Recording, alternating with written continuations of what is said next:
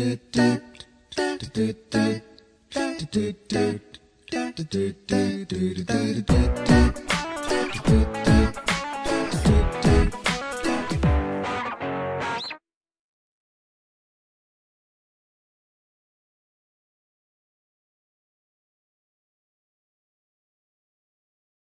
everybody, this is Mr. Duncan in England. How are you today? Are you okay? I hope so. Are you happy? I hope so. In today's lesson, we are going to take a look at the way in which words change depending on the number or amount of things being talked about or described. In this one lesson, we are going to talk about the often confusing and sometimes mistaken rules of English plural.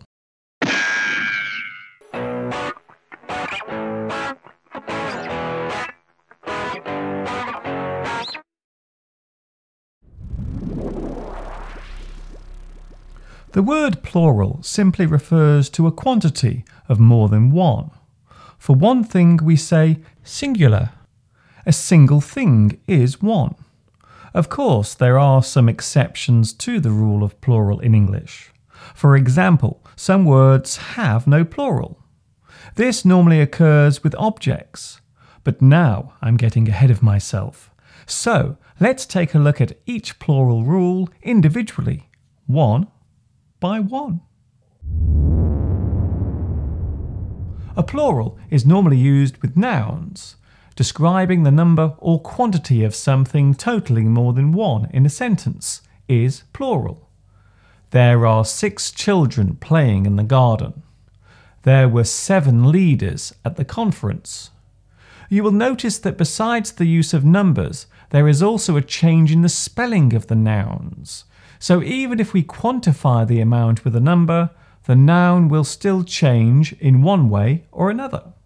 So the plural does not need to be expressed with a number. For objects, we usually add an S to the end of the word. So, one book becomes books.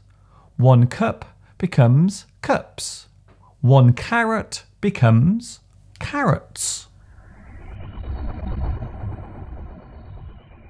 Of course, this being English, the rule is not always true. For example, for nouns that end in ch, sh, s, x or z, we add es to the end. So, church becomes churches, bush becomes bushes, bus becomes buses, box becomes boxes. Nouns that end with a vowel and a y have an s added to them. Boy becomes boys.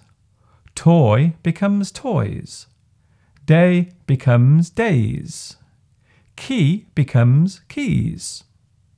Nouns that end with a consonant and y have different spelling. The y is removed and the word ends with ies. So, baby becomes babies. Country becomes countries. Spy becomes spies. Most nouns that end with f or fe have ve added and the f is removed. So, elf becomes elves. Shelf becomes shelves. Loaf becomes loaves. Most nouns which end in an o simply have an s added. So, kangaroo becomes kangaroos. Piano becomes pianos. Video becomes videos.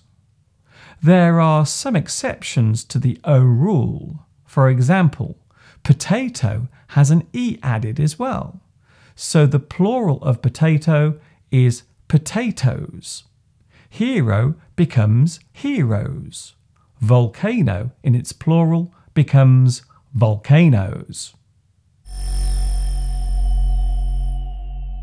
The way in which some nouns change depends on whether or not we class them as being countable. Some nouns are not countable. This means that the spelling remains the same, whether the object is singular or plural. As a general rule, countable things are individual. A single thing or item is countable. Each thing can be identified and counted as it appears, so it is countable. An egg is countable. 1 egg, 5 eggs. The S is added to show that there is more than one. We can say eggs to show the amount without a number. A basket of eggs. There are many countable nouns. In fact, there are thousands of them. So I will take a closer look at some of the uncountable nouns instead. Tea and coffee in their basic forms are uncountable. Sugar is uncountable if it is being measured or stored. However, all of these items can be counted if they are being served out. If tea or coffee is in a cup and is being served as a drink, then they can be counted.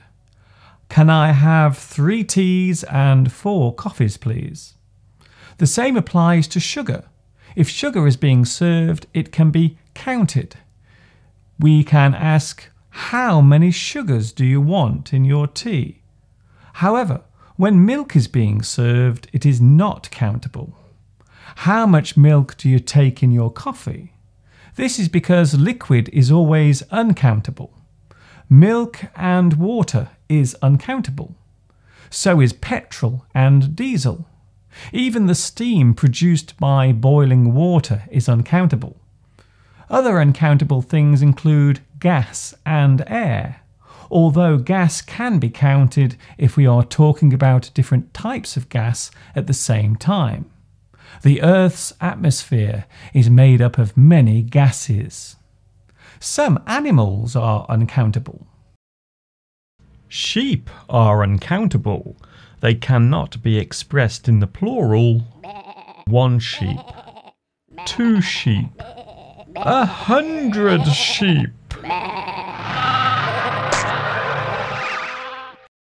The general term wildlife is uncountable. Some people believe that fish are uncountable.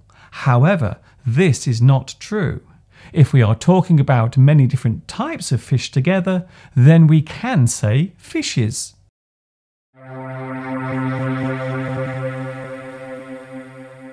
Okay, we have looked at uncountable nouns.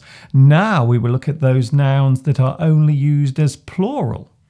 Clothing is often named in the plural. Trousers, shoes, socks, pants, knickers. Then there are glasses, earphones, gloves, and boots. Other general items include scissors, tongs, shears, skis, and skates. This is because most come in pairs or are made up of 2 identical items. We often precede the noun with a pair of shoes, a pair of trousers, a pair of scissors. Some plural words can cause confusion when we start using them in the possessive sense. The cat's dish, the dog's bone, the horse's food, the children's playground, the fish's stomach. Generally, we will add an apostrophe before the S. This shows that the plural is now being used possessively. The possessive rule also applies to given names. For example, Duncan's class, David's bag, Steve's car. But what about names ending with an S, such as James or Ross? For James, you simply add an apostrophe at the end with no S. So it is James. That is James' car. With Ross, you simply add an apostrophe and an S. This is Ross's new girlfriend. There are some nouns which change almost completely when used in plural. A goose becomes geese. A man becomes men. A mouse becomes mice. A tooth becomes teeth. Octopus becomes octopi. Cactus becomes cacti. If we are generally talking about more than one thing, then there are many ways of expressing it. This, of course, depends on how many things there are. One thing is easy. It is one, the one item. We generally describe two things as a pair. For example, a pair of curtains. Anything above two, and we tend to use terms such as some. I need some milk. I must buy some wine. I need to get some petrol. You will notice that the nouns are all uncountable.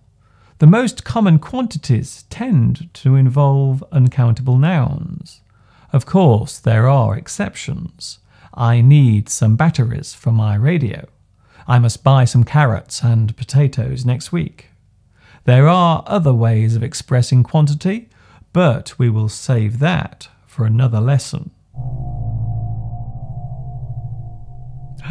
Look what I've got, some delicious crunchy toast.